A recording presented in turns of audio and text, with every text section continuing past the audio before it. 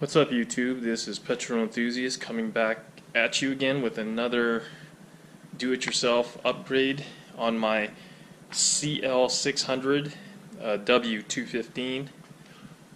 Today I got a little lighting upgrade. So currently my CL is running 6000K Xeon low beam bulbs, and I wanted to upgrade them to 10,000K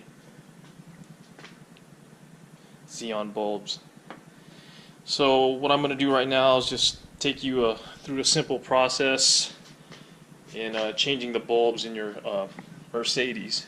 So first things first, we want to disconnect the negative,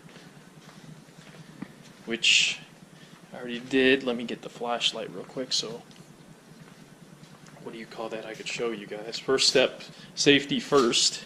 You want to disconnect your negative.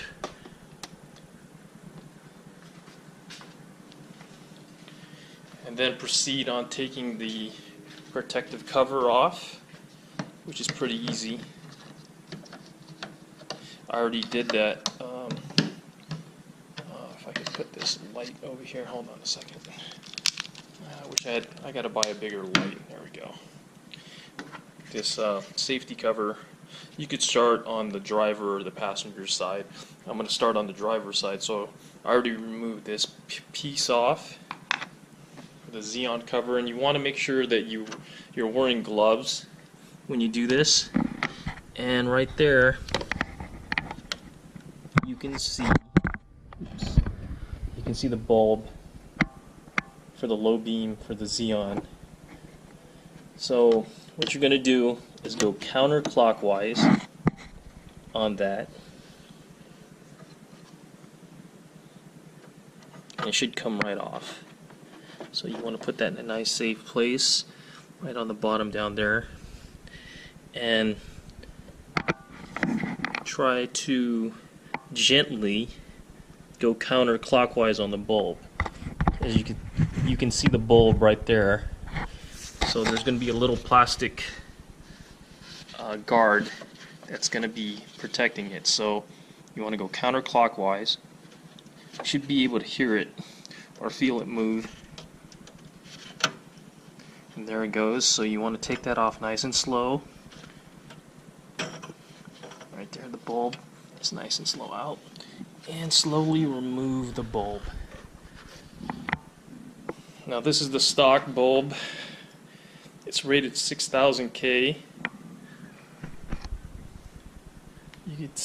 You could tell there's already getting deterioration on the lens.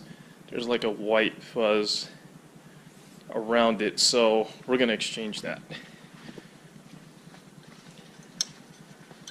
So we're going to put this down. These bulbs are still good. Just use them for backup, and this is the new bulb right here. And let me go get, you can tell by this bulb it's a little bit different. There's like a blue accent on the stem of the bulb. And I'm going to get me some gloves and make sure that I don't get any of my oils on this. So give me a couple seconds and I'll be right back. Okay, back. Now when you're placing this new bulb in, make sure you got your gloves on. And you're going to look for this notch right here. You see it? It's kind of like right next to my main finger. There's like a notch right there, and then you're going to look for that notch down there. It's like on the bottom, so you want to match that to the bulb. So I'm going to put this in nice and slow and get a feel, and it should go into the groove pretty easy. Now I could feel that it's in, but not totally in. It's just the bulb is being held there. So now you're going to take the holder and make sure that the prongs are matching to where the prongs are onto low beam itself, the low Xeon beam, or the housing of the bulb.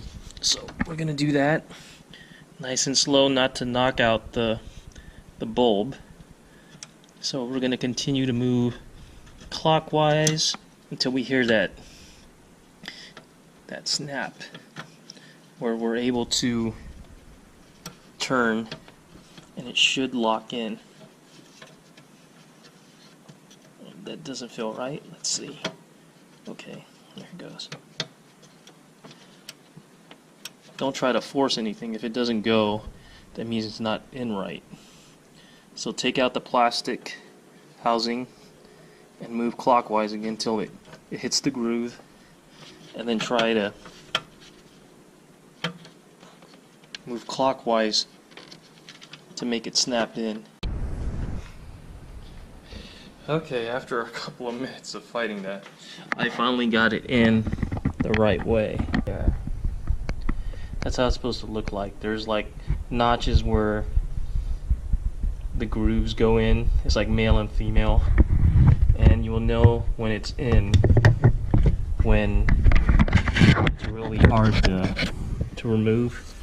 It should be stationary, like a lock. You should hear a snap. Then you're going to put back the plug because you removed it counterclockwise. Now you're going to go clockwise and lock it in, and it should look like that. So make sure everything's nice and snug, and it's not going to come off or anything.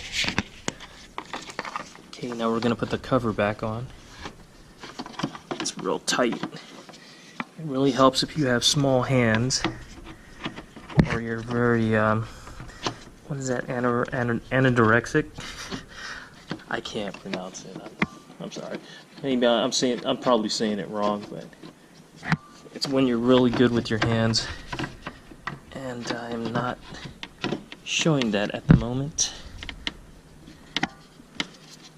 Is it in? No, it's not in. One of the sleeves isn't on, so. Alright.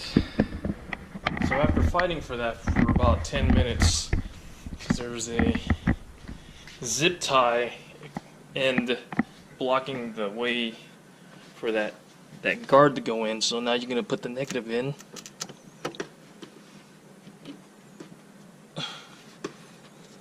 And we're going to see if the lights work. Hopefully they do. And they should be like a very, very bluish color. So we're going to turn these on.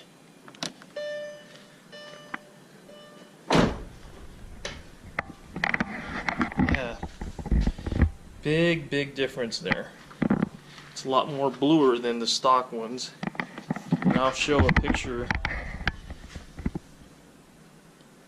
of the way they looked before. So I got everything all sealed up. Let's turn these off. Let's leave this on and turn off the main headlight and see how they look. Yeah, they look a lot bluer. A lot nicer. Yeah, I like them. Now, if you want bulbs like this for your CL600, 500, or your AMG 55, I'll link the item below in the description list. And watch the video and see if you like it. It's pretty easy to install. I mean, that should only took me a couple of minutes. Upgrade on my Xeon headlights on my CL600 W215. They were 6,000K. Now they are 10,000K.